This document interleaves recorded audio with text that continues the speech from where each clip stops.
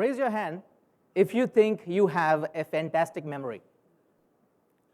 Okay, just a couple of you. Probably you've seen me introduced as a person who broke a Guinness record in memory. So yeah, I understand that some of you don't want to raise your hand. Let me make it easy for you. How many of you here think that you have a really bad memory? Okay, a lot more takers this time. So what about the rest of you who did not raise the hand for both the questions? Okay, memory? No memory? Forgot to raise your hand? Okay, now here's the thing. It really doesn't matter how good or bad you think your memory is, but many people find it very difficult to realize that memory is something that can be improved. Just like you can improve your leadership skills, you can improve your technology skills, you can improve your personal skills, you can also really skyrocket your learning skills. I want to show you something really interesting, probably something you've not seen before in your life. Now that's a tall claim, but let's see. Probably some of you might have seen something like this. Can I request any 5 people to please come up onto the stage? I promise you, you don't have to remember anything. I just want you to just come here and write some stuff on the flip chart. Yeah, any 5. Yeah, thank you. 1, 2. Thank you, sir. 3, 4. We're talking about diversity. Any women here? Any women want to join? Okay. So all takers. Oh, she is okay. Yeah. Thank you. Thanks so much. So 1, 2, 3, 4, 5. Yeah. Thank you so much. Big round of applause for all these people here on the stage. Thank you very much. So would you like to go last? Because the person who goes last has to do a little bit more work. Okay, no problem. Okay. So maybe start from here. So all you need to do is to write a 6-digit number on the flip chart. Random. 3, 9, 6, 5, 4, 2. So anything like that. So write 6 digits, and after you write, please give the marker to someone else. They will write one more 6-digit number, another 6-digit, and you be the last, sir. Yeah, I'm the last. Okay. And then after that, I'll tell you what you need to do. So at the end, if everything goes well, at the end, we should be having a 30-digit number on the flip chart. So let's see how it goes. Thank you.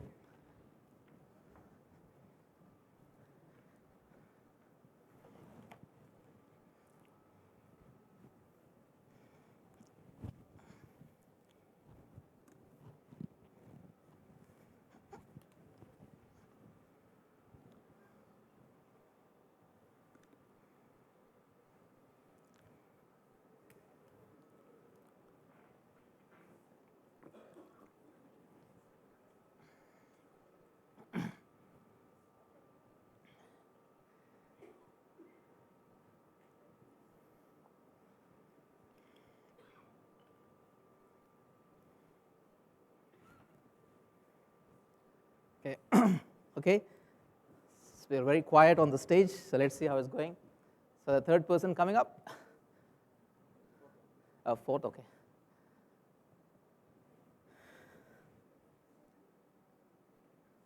Thank you. There's one more person. Yeah, I think you're last. Yeah, you also write it, please.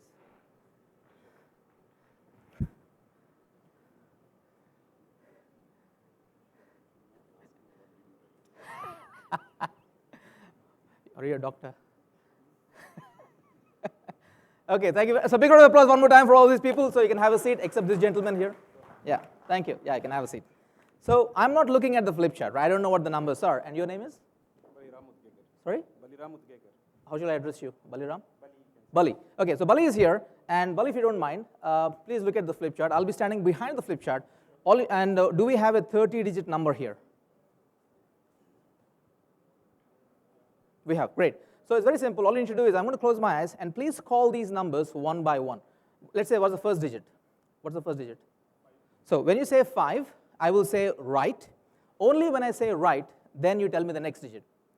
Right? So after the first digit, I'll say right. Next digit, I'll say right. Next digit, I'll say right, and so on. After the first line is over, straight go to the second line. You don't have to tell me now we're in the second line or the third line. Doesn't really matter. So what's going to happen is I'm going to show you a demonstration of not only memory, but also about attention, focus, Thank you. and learning. So let's see how it goes. So Bali, if you don't mind, and the rest of you, while I'm trying to focus on these numbers, you try to remember these numbers along with me. Wish you all the best. Yes, sir. 5, Right, 6, right, 8, right, 2, right, 3, right, 9, right, 6, right, 4, right, 5, right, 7, right, 8, right, 6, Right. 7, Right. 5, Right. 0, Right. 4, Right. 6, Right. 3, Right. 4, Right. 8, Right. 0, Right. 2, Right. 7, Right. 5, Right. 9, Right. 9, Right. 9, Right. 9, Right. 9, Right. 9. Thank you very much 2 times. First, thanks for making it my life easier. Second, thanks for calling out these numbers. A big round of applause for Bully here. Thank you very much. Thank Okay, you. I can give the mark then. Okay, so what you have is a 30-digit number. Basically, it's a 24-digit number because the last line I'm sure everyone in the audience can remember as well. So I'm going to attempt to recall this number from my memory, and if I make a mistake, just say stop. So I'll correct myself and make sure that I don't make a mistake. So just say stop if I make a mistake, okay? The numbers are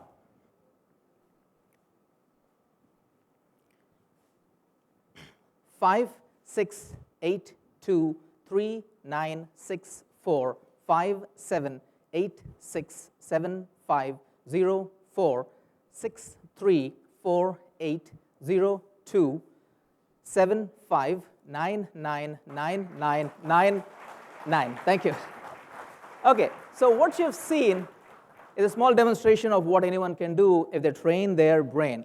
Now, one of my records is I memorized a number consisting of 1,944 digits. Looks something like that. And I broke many records on memory. For those of you who know the Limca Book of Records, I have my name in many Limca records for memorizing decks of playing cards and memorizing multiple decks of playing cards. So for those of you thinking of taking me to the casino, I'm available. We can talk about the negotiation later on. That's not part of the HRD Congress. I became a grandmaster of memory and also broke a Guinness record for memorizing the longest sequence of colors. Now, I know that you're here. I know that, thank you. Thank you. I know that you're not here to break a Guinness record. I know your goal is not to break a Guinness record. But will I be okay if I say that your goal is to break your personal records? Your goal is to future-proof yourself.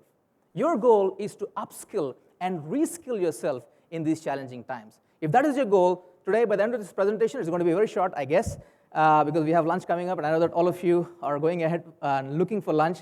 So these 4 steps, the 4 simple skills with the help of which you can take charge of your learning and development and make sure you can navigate the ever-changing world of work. With the help of these things, you can really make sure that you upskill and reskill. And we are living in the VUCA world, as they say. We are living in the volatile, complex and ambiguous world. So how do you navigate that? These 4 skills will definitely help you. Let's first start with the first one. L stands for learning. Now, we're all in the HRD Congress. A lot of people, learning is something that we talk a lot in your organization, among your peers and among your colleagues. Now, learning is something that is being used very frequently in the corporate world. In fact, lifelong learning has become a buzzword. In fact, in the World Economic Forum, in the top 10 skills that people need by 2025, right, number 2 is active learning and learning strategies. So learning is essential. But my question to you is this. How many people take learning in such a way that at the time of learning, they have high quality learning? For example, when I was learning this number, I know that most of you don't want to remember numbers, but when I was learning these numbers, I was actually demonstrating 100% laser sharp focus. So when you are learning about your skills, how many of you have high quality of learning? And how many of you actually make sure you create a learning journey with career advancement in mind? And most importantly, how many of you make learning a part of your allotment in the calendar to learn the important skills that you need to do? If you're already doing that, fantastic. If not, I'm going to give you some ideas. Now, as we continue the presentation, I'm going to give you 10 seconds time. In your mind, think about what is the one skill that you need to master to make 2023 your best year ever. Think about that in your mind. 10 seconds. Because the rest of the presentation, you can keep that skill in mind and see how you can really become a master at that in 2023. Okay, hopefully you have a skill in your mind. So let's talk about a little bit of my backstory. I'm born in a place called Hyderabad. Anyone from Hyderabad here? Yeah, thank you very much. So Hyderabad, the one thing I miss in Hyderabad is the biryani, as you know. So I live in Singapore now. I came from Singapore for this thing, but in the last 6 years I've been in Singapore. But I live in Hyderabad. Now, in Hyderabad, back then, I'm talking about many, many years ago, 1996, there were only 5-digit telephone numbers. Now, I could not even memorize a 5-digit telephone number, but I really know that I need to really improve my memory. I need to work on this thing. I pushed myself with rote memorization techniques, and I pushed myself to go up to 10 digits. It was possible. It took me a few months, but I could actually go to 10-digit numbers. And I said, that's really working. So let me push myself to memorize a 20-digit number. It actually worked. And by the time I could memorize a 20-digit number, the people in my college really kind of taking notice on me, and they really become famous. People used to come up and write a 20-digit number. I used to look at the number. I used to memorize them. I became famous in the college. And I thought I'm the king of the memory world. Until one day, a girl came to me and changed my world forever. She said, are you the memory guy? I said, yes, I'm the memory guy. So would you like to see the memory demonstration, 20 digits? She said, no. I mean, 20 digits, even I can do it. I'll be impressed if you can memorize a 100-digit number. Now, I grew up watching a lot of Bollywood movies. So I looked at the girl's eyes and said, normally, I don't. But for you, I'll do it. So she said, okay, I'm going to give you 10 days' time. Is that sufficient? She said, no problem, take your time. So I went back, practiced like crazy. On that day, when I was going back my home, I realized the purpose of my life, to impress this girl. So I went back home, practiced like crazy. 10 days later, she tested me, and I failed miserably. I could not memorize a 100-digit number. And I told to myself that it's impossible for anyone to memorize a 100-digit number. Less than 10 days later, one of my friends comes with a Limca Book of Records. For those of you not from India, we have the Indian version of the Guinness Book of Records, the India Book of Records. It's called the Limca Book of Records. Now, this is a guy who can memorize a 1,020-digit number. Now, in the morning, someone talked about Peter, I think, the fixed mindset and growth mindset. So the thing is, luckily, I did not have fixed mindset. I did not think, okay, you know what? I failed memorizing a 20-digit number, a 100-digit number just a week ago. But if this guy can do 1,020, maybe I can do it, or maybe I can't, but at least I need to put in the time and energy. So I locked myself in my room for 10 days, and when I came out, I broke the national record by memorizing a 1,070-digit number, and subsequently I memorized a 1,944-digit number. Now, apart from all the memory techniques, apart from all the memory techniques, one thing that I realized, at that time I didn't know that, but right now I know the one thing that really, really helped me to really break the record is this word, single tasking. Now, single tasking is the exact opposite of multitasking. Now, in focus, in productivity in your life, now single tasking, there's many studies on the planet that found that single tasking is the way to go. Multitasking is your enemy for focus and productivity. So we're not going to go there. Let's talk about learning itself. When it comes to learning, my question to you is, every time you sit down for learning, however short or long the session is, are you going for single tasking? If not, I would highly recommend you do that, because when I did not do single tasking for those 10 days. When I broke the record, I did extreme single tasking. And you don't have to do that. Let me just make it easy for you. Now, in your day-to-day life, whenever you want to learn a new skill, remember I told you the one skill that you need to master this year? So go online, maybe go to your training department, see if there are courses on that. And about that one skill, I want to give you a simple formula that is based on the Pomodoro technique. The formula is this: 1-25-0. Choose the one aspect of the skill that you want to learn. Set a timer for 25 minutes, and until you hear the beep of the timer, do not have any distractions or any interruptions. It's as simple as that. Choose one aspect of a skill that you want to learn, set a timer for 25 minutes, and have zero distractions and interruptions. Now, I'm telling you, it's not that easy, because all of us have smartphones these days, and a lot of times what happens, people are mixing learning with all these distractions. How many times happen to you? Nowadays, a lot of people, okay, let me ask you this. Please raise your hands if you have books at home. Okay, that's a stupid question. Thank you very much. Please raise your hands if you have books at home that you haven't read yet. There you go. So we all have these books. People have stopped the habit. They don't have the habit of completing the books, because after we read 1 page, 2 pages, 3 pages, we get distractions, life gets in the way, and we don't finish that. So if you say, Nishant, I'm super busy, I'm the CEO, I'm the C-suite, and I don't have 25 minutes, or I'm in multiple different projects, how about 1-10-0? My point is, when you're learning, make sure the quality of learning is extremely high. It could be 10 minutes, but just focus high class, world class, laser sharp focus on that. If you say, Nishant, I'm super busy, I can't even get 10 minutes, how about 150? Just 5 minutes, but make sure that 5 minutes really count every second of that. For those of you who are thinking that, hey, Nishant, I don't even have 5 minutes, my suggestion is don't learn that day. You can learn the next day, because that's not going to happen, because you need at least 5 minutes, right? So that's the reason why I say your learning ability determines your earning capacity.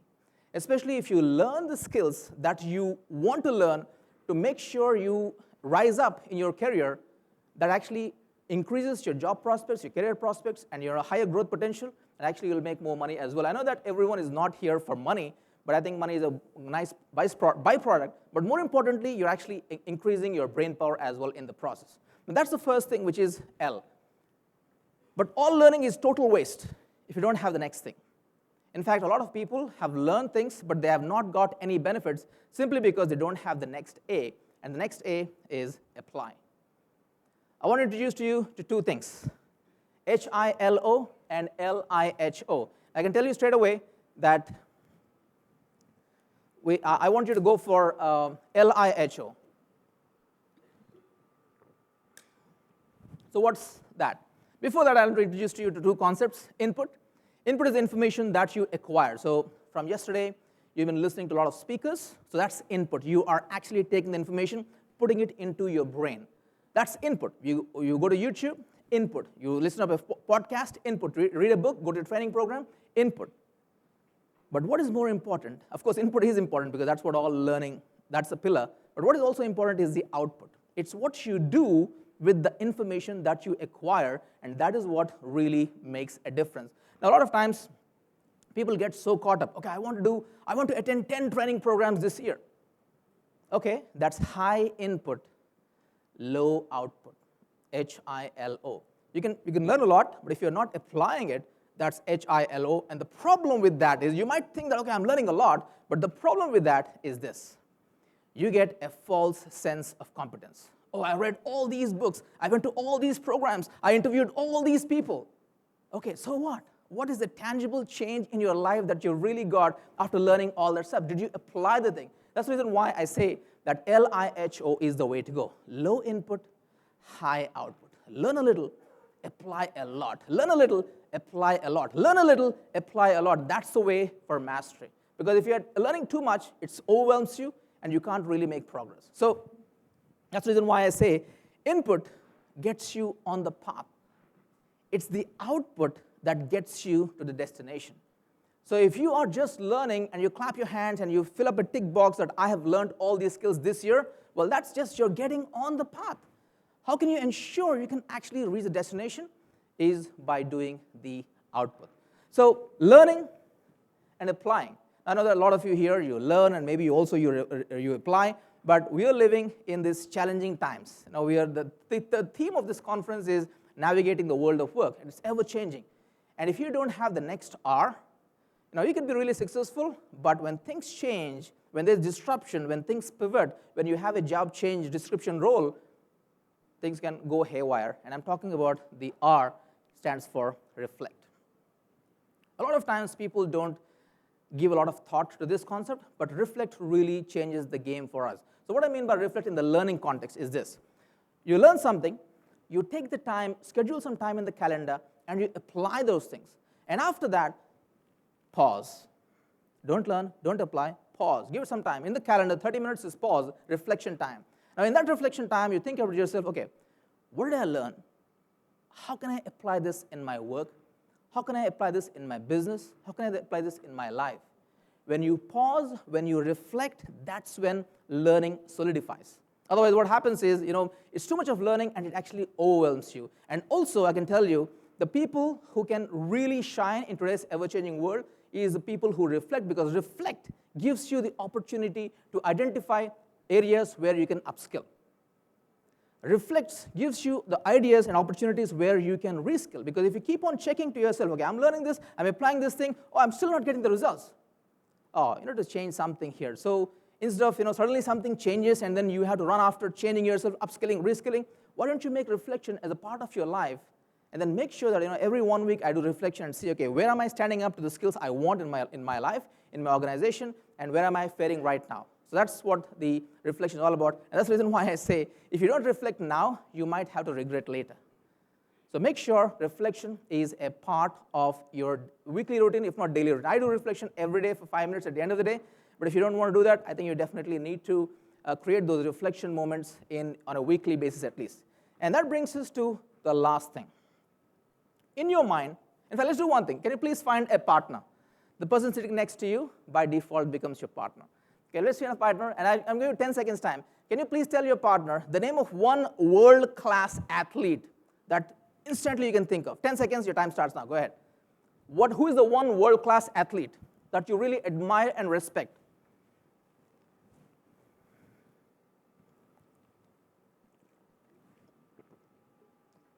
Okay.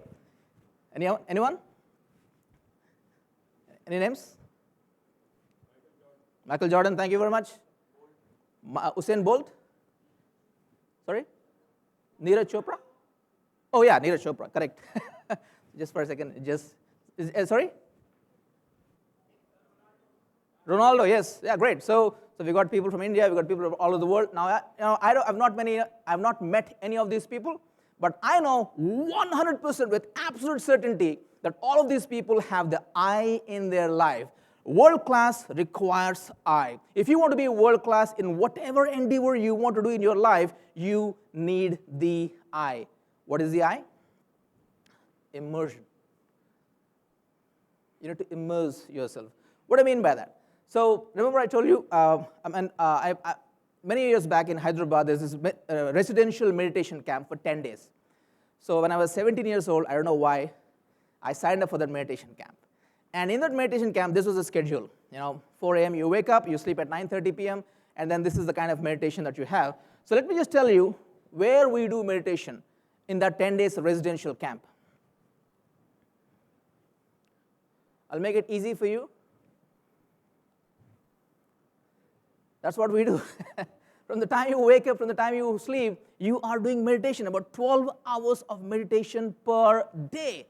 Now I thought that's crazy. I don't think I can outlive this program. Even like 2-3 days, I'll be out. But slowly by slowly, they gave us the skills, and I could actually go all the way to 10 days. And I realized that by the end of these 10 days, the amount of hours I put in that meditation practice is equal to someone who actually meditates 10 minutes a day for 2 years.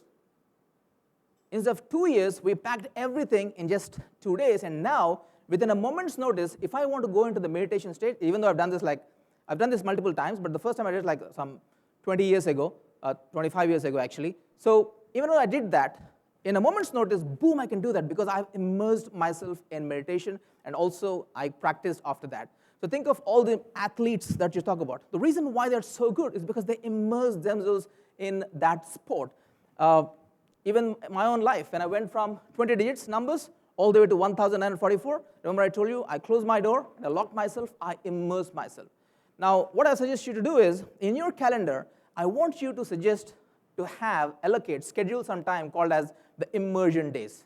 You can say, okay, in this month, this Wednesday, this Thursday are the immersion days. In these 2 days, I don't do any learning, I don't do any application. Of course, you do application. I'll come back to that. You don't do any learning, you don't do any reflection, but all you do is to really immerse on the things that you really want to master. Now remember, this has to come after the reflect. Why? Because you learn, you apply, and when you reflect, oh, these things are not working, these things are working. So in the immersion, you only use the things that are really working for you, and you immerse yourself. Now if you think that, Nishant, immersion days are not for me, it's okay, immersion hours. How about 3 p.m. to 5 p.m. this Wednesday or this Friday is my immersion time. This is where I've learned that skill. I know what to do. I'm going to set the timer, and boom, I just do that and nothing else. I immerse myself to that. Now, the best example is people who are preparing for the Olympics. They immerse themselves in the sport for 4 years, sometimes 8 years. That's what they do all the time. That's the reason why we admire these sports people, because they are masters of immersion. I think Bruce Lee said it the best. Now, he said that, I do not fear the man who has learned 10,000 different kinds of kicks. I do not fear the man who has learned 10,000 different kinds of kicks, but I fear the man who learned one kick and practiced it 10,000 times. Because that's immersion. Because this person can execute that kick so deadly that the other opponent has no chance at all. So that's what we have. That's what we have, the learning, apply, reflection, and immerse. I just keep checking the time here. Okay, we got, I think, 1 more minute. Okay. Well, there you have it. So what I want to tell you is the reason why one of the squares is in different color is because the learning is just the input part. You apply, you reflect, you immerse. That's the output part. So my quick suggestion for you is, whatever you're learning, make sure if you spend X amount of time on the input, you should spend 2X minimum on applying, reflection, and immerse. Now, I'm a professional speaker. I speak all over the world. I've spoken in 23 countries across 5 continents. You can take a picture of this if you want. For those of you who want to invite me to your organization, companies, I'm more than happy to see how we can work together. I'm available today and tomorrow. Well, let's exchange cards, and let's see if I can work with you. And the last thing is, okay, we don't have time for that. So I know that some of you are wondering, Nishant, how do you remember that number? So that's a whole different story. If you scan that thing, you'll go to my YouTube video where you just see how to remember numbers. I told you the whole thing. Now, before I leave, I want to show you something really cool. Hopefully it works. I'm coming back to Mumbai after like 20 years. So I don't know if this works anymore in Mumbai, but I'm still trying to challenge myself. How many of you think that I still remember these numbers? Okay, 2 hands raising. Thank you very much for your confidence. For the rest of you, I'm going to try to recall these numbers, and then we're done with this. I'm going to recall these numbers.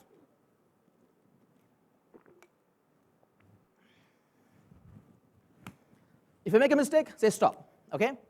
I'm going to try to recall these numbers in the backward sequence. I'll try in the backward sequence. Okay, first the easy part. 9, 9, 9, 9, 9, 9. Then the difficult part is 7, 5, 2.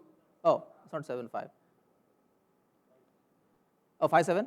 Okay, sorry, messed up. Thanks for that. So yeah, it's going to be 5, 7, 2, 0, 8, 4, 3, 6, 4, 0, 5, 7, 6, 8, 7, 5, 4, 6, 9, 3, 2, 8, 6, 5.